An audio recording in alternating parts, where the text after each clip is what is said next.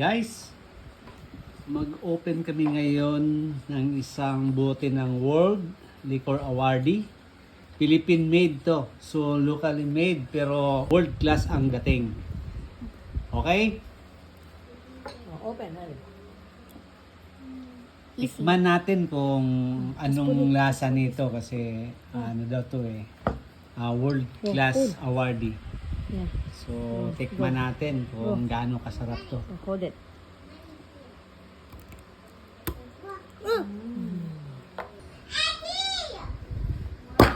Wow! Ano yan? Parang naputol. Okay, so ipo-pour na natin sa wow, color OB talaga oh. Wow! Smells like Ube. It smells like ubi.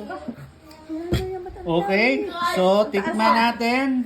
Ang taas ang Uy, kasi ako.